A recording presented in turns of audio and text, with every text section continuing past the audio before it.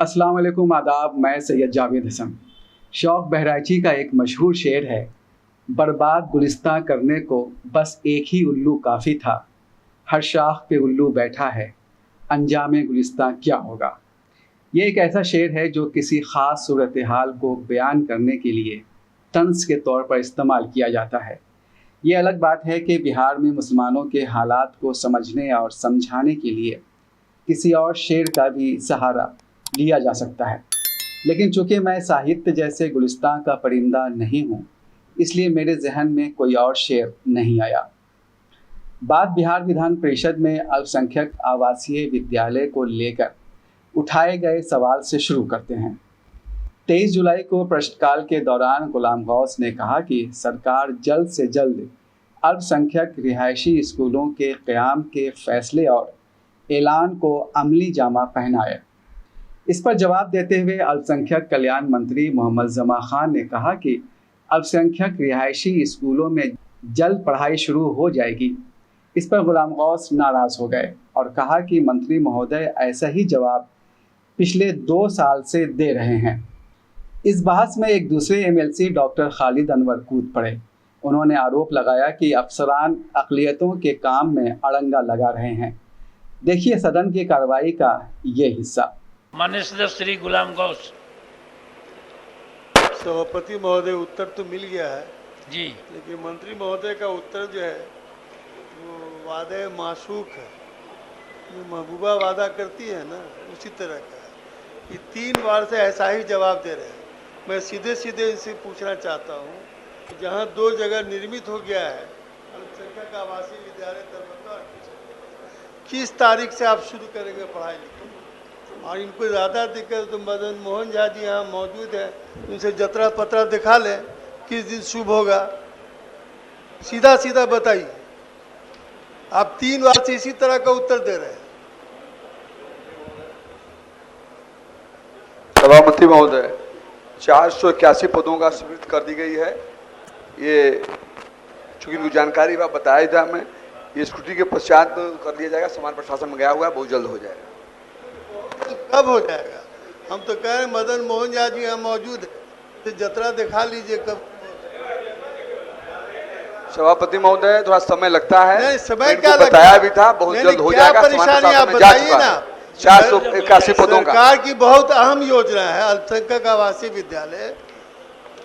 हम समझते हैं शायद पूरे देश में दूसरी जगह ऐसा राज्य जहाँ इस तरह का योजना बना है, और आप जो है टाल रहे हैं। मतलब 3 बार सभापति महोदय 3 बार से ऐसा ही उत्तर दे रहे हैं। इसको ठीक है, मिल लीजिएगा अलग से भी इनसे। अलग से क्या मिलेंगे? कोई असर ही नहीं हो रहा है इनके ऊपर। सीधे सीधे नहीं, टेढ़ा से मिलिए तब मानेंगे। तो हम भी टेढ़ी समाज से आते हैं सभापति। ठीक, एक मिनट।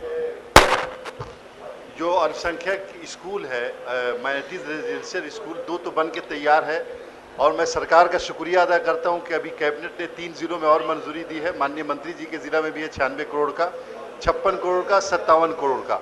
लेकिन हो ये रहा है माननीय सभापति महोदय, ये सवाल गुलाम गौस साहब ने तीसरी बार किया है।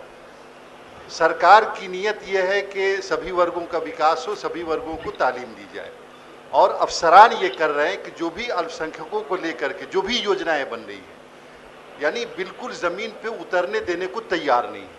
हाउस में जवाब दिया जाता है कि कल हो जाएगा, परसों हो जाएगा। बिल्डिंग बन के तैयार है, बहुत बड़ी बिल्डिंग किशनगंज में बन के तैयार है, दूसरी जगह भी तैयार है, लेकिन टीचर नहीं दिए जा रहे हैं बच्चों को पढ़ने के लिए।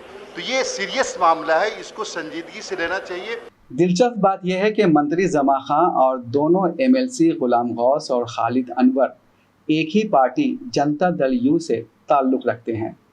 तीनों हर बात में नीतीश कुमार की कसीदा खानी करते हैं, और नीतीश कुमार पिछले कई साल से बिहार के मुख्यमंत्री हैं। इसके बावजूद 5 साल में एक भी अल्पसंख्यक आवासीय विद्यालय में ना तो बच्चों का एडमिशन हुआ और ना ही पढ़ाई शुरू हुई। बिहार स्टेट सुन्नी वक्फ बोर्ड के चेयरमैन अलहाज मोहम्मद इरशादुल्लाह के एक अखबारी बयान के मुताबिक बीबी कनीज़ फातिमा वक्फ स्टेट नंबर 485 इसराहा ज़िला दरभंगा और अंजुमन इस्लामिया वक्फ स्टेट नंबर 1257 किशनगंज में अक़लियती रिहायशी स्कूल का निर्माण हो चुका है, जबकि शिया वक्फ बोर्ड की ज़मीन पर पूर्णिया में स्कूल बनाने की कार्रवाई चल रही है।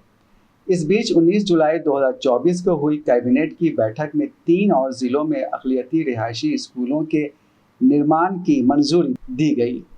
अल्पसंख्यक कल्याण विभाग के तहत नालंदा के बिहार शरीफ के देवी सराय में 560 सीट वाले अक़लियती रिहायशी स्कूल की इमारत के लिए 56,61,03,000 रुपये, जमुई के खेड़ा सर्किल के बानपुर में 560 सीट वाले अक़लियती रिहायशी स्कूल की स्थापना के लिए 55,91,67,000 रुपये और कैमूर ज़िले में चैनपुर सर्किल के नौघरा में 560 सीट वाले अक़लियती स्कूल के क़याम के लिए 58,17,99,000 रुपये की मंजूरी दी गई।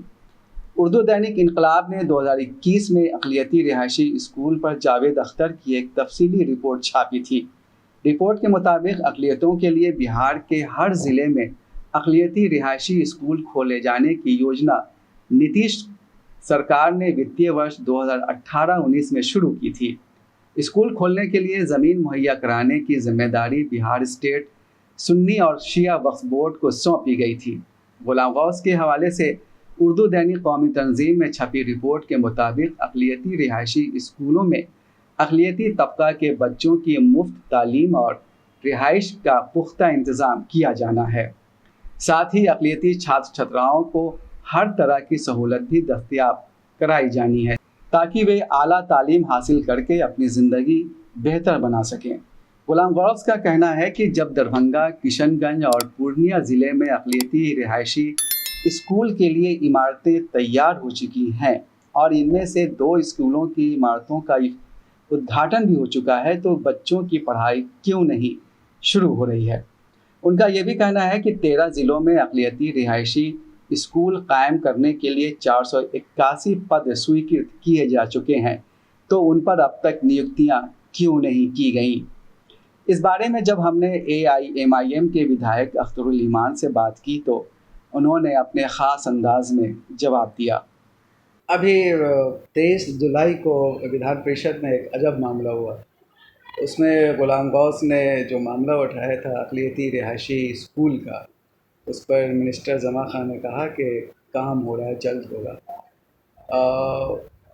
उस पर खालिद अरवन ने कहा कि अफसरान जो हैं इसमें कहीं पर रुकावट डाल रहे हैं। तीनों एक ही पार्टी के, सरकार भी उन्हीं की, मसला हल क्यों नहीं हो रहा है? जो बात मैं कह रहा था उसकी सदाकत आपके सामने में है। इन बेचारों का वजूद क्या है? वो जमा खान की वजारत में क्या हैसियत है उनकी? क्या वो अपने सिक्योरिटी से भी मुंह भर कर बात कर सकते हैं? बेचारे खालिद साहब को झूठी खबरों को लिखने के लिए दिया गया है। इलेक्शन के ज़माने में मिली तंजीमों ने मजम्मत हुई उनकी, है ना, और इत्तफाक से सुना मदरसा के फारिग हैं, अल्लाह पनाह दे, है ना। इन लोगों की क्या हैसियत है वहाँ पर? ये तबलची हैं, ये कसीदागो हैं, इनकी हैसियत कुछ है नहीं वहाँ पर।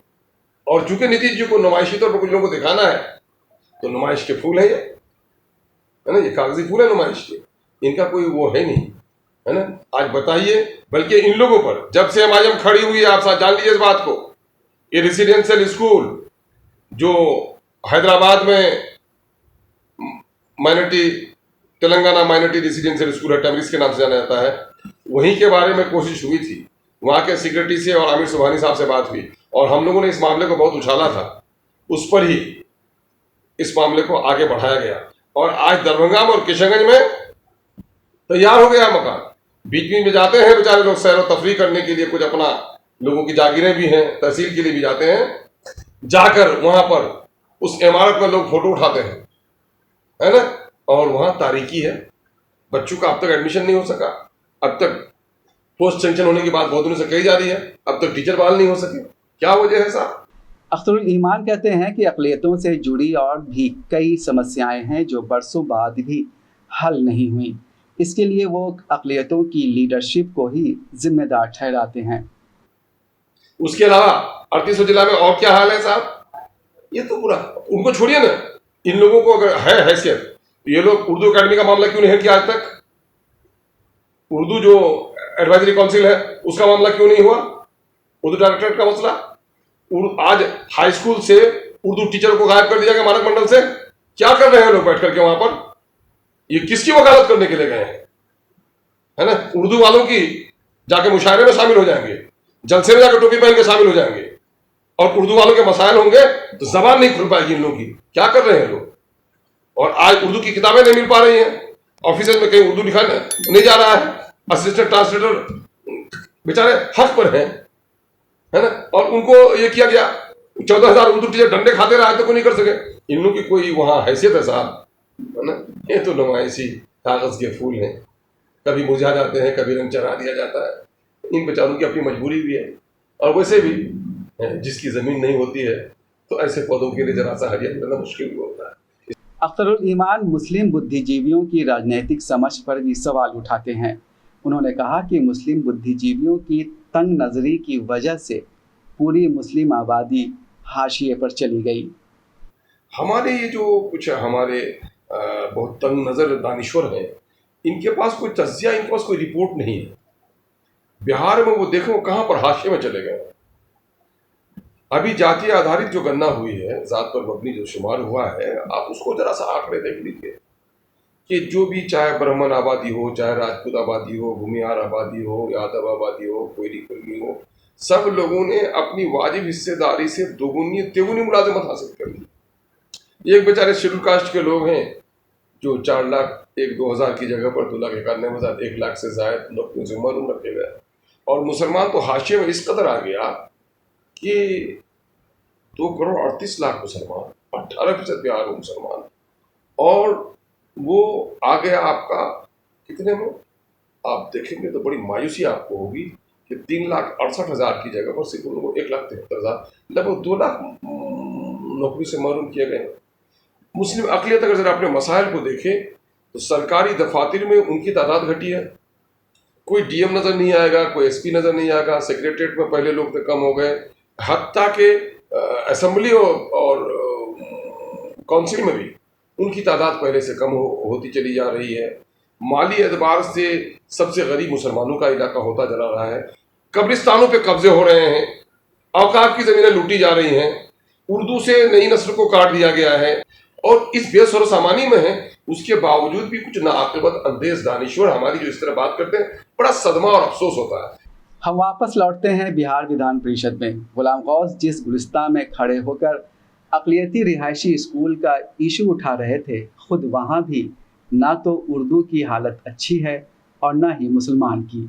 उर्दू रिपोर्टर को हटा दिया गया और 3 उर्दू रिपोर्टर के ओहदों पर हिंदी रिपोर्टर बहाल कर दिए गए।